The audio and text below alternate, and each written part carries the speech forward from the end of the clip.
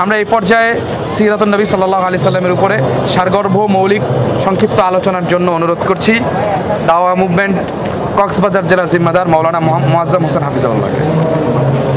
السلام عليكم ورحمة الله وبركاته. الحمد لله رب العالمين والصلاة والسلام على سيد المرسلين وعلى آله وأصحابه أجمعين، أما بعد. قال الله تعالى في القرآن الكريم بعد أعوذ بالله من الشيطان الرجيم بسم الله الرحمن الرحيم. لقد كان لكم في رسول الله أسوة حسنة. صدق الله العظيم. قال رسول الله صلى الله عليه وسلم تبسمك في وجه أخيك لك صدقة. وقال رسول الله صلى الله عليه وسلم العبادة في الحرج كهجرة إلي أو كما قال عليه الصلاة والسلام. الحمد لله رب كريم দরবারে শুকরিয়া আদায় করছি। আমরা সকলে পড়ছি আলহামদুলিল্লাহ। অগণিত অসংখ্য দরুদ এবং সালাম বর্ষিত হোক প্রিয় নবী মুহাম্মদ মুস্তাফা সাল্লাল্লাহু আলাইহি ওয়াসাল্লামের প্রতি। আমরা সকলে পড়ছি আল্লাহুম্মা সাল্লি আলাইহি আল্লাহুম্মা বারিক আলাইহি। সম্মানিত ভাইরা, আসলে গুরুত্বপূর্ণ কিছু কথা নাজমুস সাকিব ভাই বলেছেন যে মসজিদ থেকে এই সমস্ত কিছু আমাদের পরিচালিত হবে, ইলম চর্চা দিনের সমস্ত কিছু এখান থেকে সিদ্ধান্ত হয়ে পরবর্তীতে জমিনে সেটা ইমপ্লিমেন্ট করতে হবে। সেই অনুযায়ী আমরা আসলে রবিউল আল এলে তোমারই গুণগান গাই বা তোমারই গান গাই, রবিউল আল চলে গেলে তোমাকেই ভুলে যায়, ঠিক না?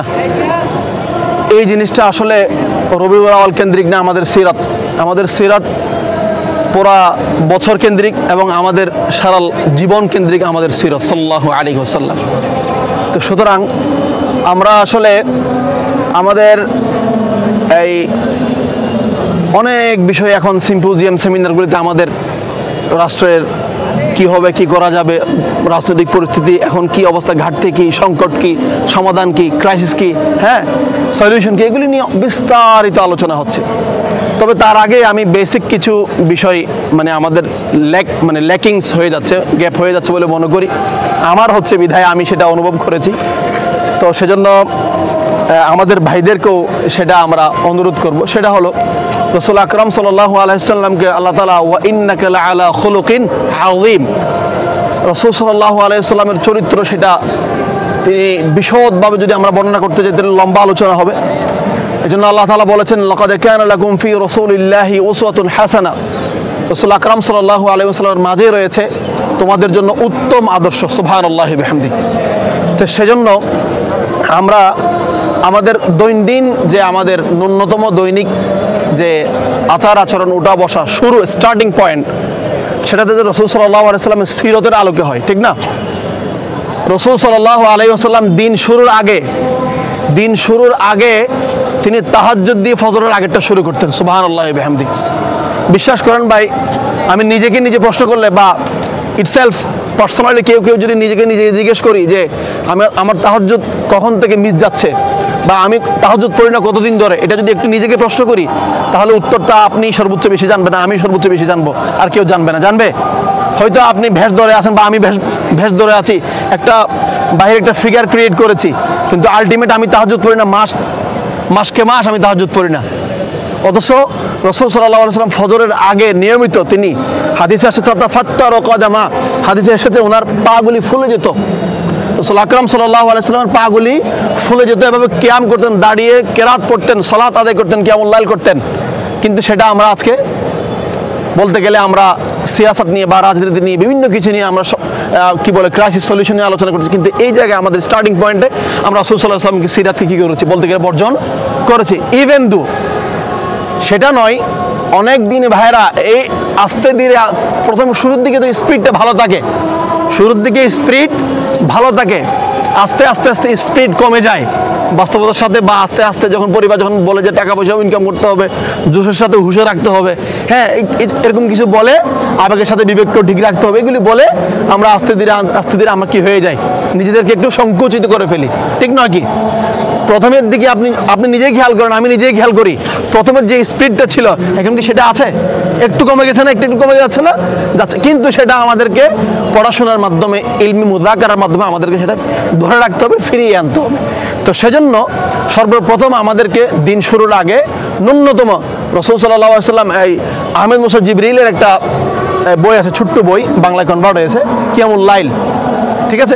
এই কিয়ামুল লাইল ছোট্ট বই, একদম ছোট, সম্ভবত এটা সমকালীন থেকে বা কালান্তর থেকে মেবি 30 টাকা বা 20 টাকা নেই। এটা পড়লে, এটা কোনো মানুষ, কোনো দিনই ভাই যদি আপনার ন্যূনতম একবার পড়ে, ঘন্টা দেড়েক সময় লাগবে, সর্বোচ্চ 1 ঘন্টা বুঝে পড়লে, 1 ঘন্টা পরে যদি সে এই বইটা শেষ করে, এই ছোট্ট বইটি, ইনশাল্লাহ আমি এটা মানে আপনাদের সাথে মোটামুটি একটা অভিজ্ঞতা শেয়ার করতে পারি, 1 মাস, তার 1 থেকে 2 মাস তাহাজ্জুদ মিস হবে না ইনশাআল্লাহ। এই বইটি পড়বেন। এটা কাদের প্রকাশ বা এটা এই পক্ষ থেকে আমাকে কোনো অ্যাডভার্টাইজমেন্টের জন্য কোনো কিছু বলা হয়নি। আমরা এসেছি রাসূল আকরাম সাল্লাল্লাহু আলাইহি ওয়াসাল্লামের সিরাতকে ওই অ্যাডভার্টাইজমেন্ট আমরা করার জন্য এসেছি, সুবহানাল্লাহি বিহামদি।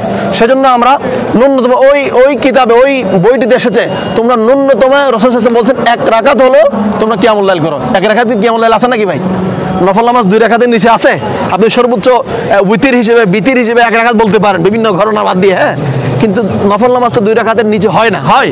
তো এই জন্য বলেছেন 1 রাকাত হলে তোমরা কিয়ামুল লাইল করো। কেন করো? এটা তাগিদ দিয়েছেন, জোর পূর্বক রাসূল বলেছেন, এটা খুব বেশি গুরুত্বপূর্ণ, এই জন্য এটা 1 রাকাত বলেছেন। জি, বইটার নাম কিয়ামুল লাইল, কালান্তর প্রকাশনী, 30 টাকা নিবে মেবি, ঠিক আছে? তো যাই হোক, তো ন্যূনতম আমরা দিন শুরুর আগে আমরা ন্যূনতম 2 রাকাত, 4 রাকাত, 6 রাকাত আমরা তাহাজ্জুদ কিয়ামুল লাইল আদায় করার চেষ্টা করবো। আল্লাহ পাক তৌফিক দান করেন, আমিন। এরপরে 5 ওয়াক্ত নামাজ আমরা জামাতে পড়ার চেষ্টা করব, বিশেষ করে ফজর এবং ঈশা। এটা আপনারা জানেন, ফজর ঈশা যারা পড়তে পারে না জামাতে এসে, তাদের অন্তরে নিফাকি আছে। কি আছে? নিফাকি, মুনাফিক বলতে পারবেন না আপনি, নিফাকি আছে, অন্তরে ইমানি দুর্বলতা আছে বলতে পারবেন। এজন্য আপনাকে ফজর এনশিওর করতে হবে জামাতের সাথে। কি করতে হবে? এনশিওর করতে হবে, আপনাকে জিম্মাদারি নিতে হবে। আপনি যদি ফজরের জিম্মাদার, জামাতের জিম্মাদারি নিতে পারেন, মান সাল্লা সুবহি ওয়া হুয়া জিম্মাতিল্লাহ, যে ব্যক্তি ফজরের সালাত আদায় করলো সেই ব্যক্তি আল্লাহর জিম্মায়, সুবহানাল্লাহি বিহামদি। এজন্য ওয়া হুয়া সাদিকুল মাসদুক, রাসূল সাল্লাল্লাহু আলাইহি ওয়াসাল্লাম চিরন্ত সত্যবাদী এবং বিশ্বাসী, আস্থাভাজন ছিলেন তিনি। সেজন্য রাসূল সাল্লাল্লাহু আলাইহি ওয়াসাল্লামের হাদিস থেকে আমরা যেটা জানবো সেটা আমরা আঁকড়ে ধরবো। আমরা কি ধরবো? আঁকড়ে ধরবো। 5 ওয়াক্ত সালাত বা জামাতে আমরা আদায় করব।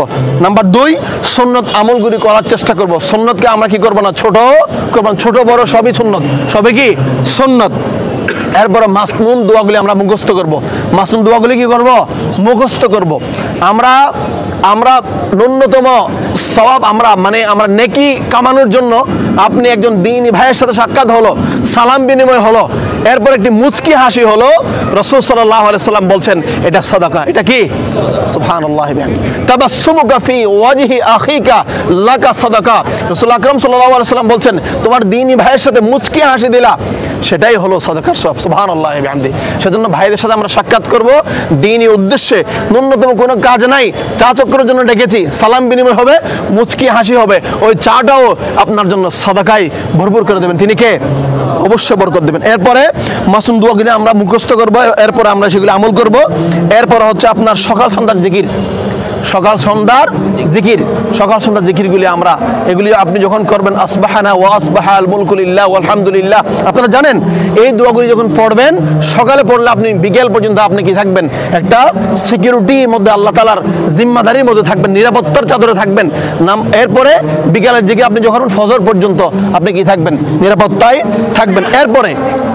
এরপরে হচ্ছে ঘুমানোর সুন্নতগুলি আদায় করা, বিশেষ করে ইশার সালাত জামাতে পড়ে সূরাতুল মুলক, এরপরে সূরা বাকারার লাস্ট 3 আয়াত, এরপর হচ্ছে আপনার সূরা ফাতিহা, এরপরে আপনার টোটাল 100 আয়াত হয়েছে কিনা, এরপরে আপনি যখন বিছানায় যাবেন ওযু করে পারলে সির্ফ 2 রাকাত সালাত আদায় করবেন। যে ব্যক্তি ওযু করে ঘুমাইতে গেল, ওই ব্যক্তির রূহ আল্লাহর আরশের নিচে সিজদায় থাকে, সুবহানাল্লাহি বিহামদি।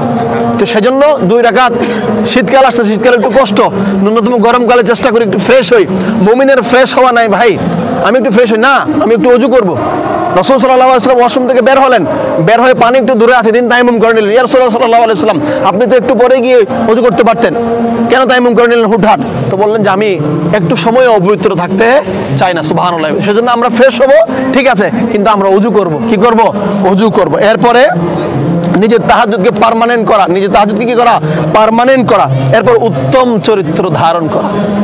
এটা ভাই কিয়ামতের মাঠে রাসূল আকরাম সাল্লাল্লাহু আলাইহি ওয়াসাল্লাম বলছেন, আপনার যত আমল আছে সমস্ত আমলগুলি সবচাইতে বেশি পাল্লায় ভারী হবে সেটা হলো হুসনুল খুলক। হুসনুল খুলক, উত্তম চরিত্র, গুড ক্যারেক্টার। এই চরিত্রটা মানে উত্তম চরিত্রটা আসলে আমরা ভাই এটা খুব বেশি আমাদের ঘাটতি, আমাদের খুব বেশি অভাব।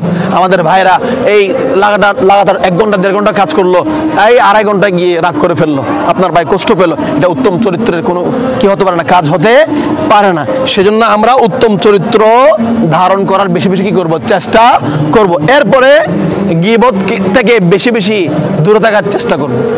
এখন ভাই কিছু মনে করিয়েন না, হালাল গীবত, ইসলামিক গীবত, এই যে ইসলামিক আলহামদুলিল্লাহ বলে না, ইসলামিক গীবত হয়ে যায়।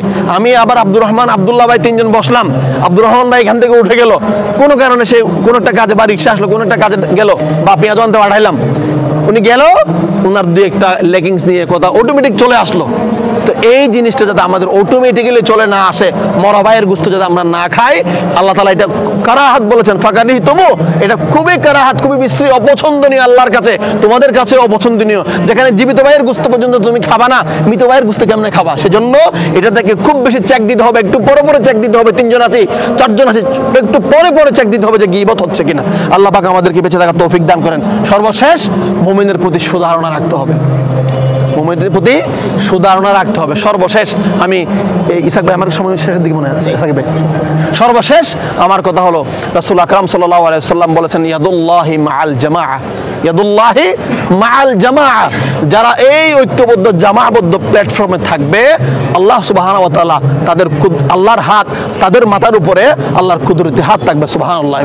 সর্বশেষ একটি হাদিস বলে আমার শেষ করতে, সেটা হলো যে আল ইবাদাতু ফিল হারজি, আল ইবাদাতু ফিল হারজি কাহিজরাতিন ইলাইয়া। এই হারাজের জামানায়, এই গণহত্যার জামানায়, এই ফিতনার জামানায় যদি আপনি ঈমান আমল নিয়ে, ইবাদত নিয়ে টিকে থাকতে পারেন, আল ইবাদাতু ফিল হারজি, হারজের জামানায় আপনি যদি ইবাদতে লিপ্ত থাকতে পারেন, আপনি ইবাদতে যদি ইস্তেকামত থাকতে পারেন, এখান থেকে রাসূল সাল্লাল্লাহু আলাইহি ওয়াসাল্লামের কাছে হিজরত করে গেলে যে সওয়াব পাবেন, আপনাকে ওই সওয়াব দেওয়া হয়। সুবহানাল্লাহ। কাহিজরাতিন ইলাইয়া, রাসূল সাল্লাল্লাহু আলাইহি ওয়াসাল্লামের কাছে হিজরত করে যাওয়ার মতো সওয়াব পাবেন। আল্লাহ সুবহানাহু ওয়া তাআলা আমাদেরকে এই আলোচনা বুঝে এবং জেনে বুঝে আমল করার তৌফিক দান করুন। আমিন। ওয়া আখিরু দাওয়ানা আলহামদুলিল্লাহি রাব্বিল আলামিন। ওয়াসসালামু আলাইকুম ওয়া রাহমাতুল্লাহ।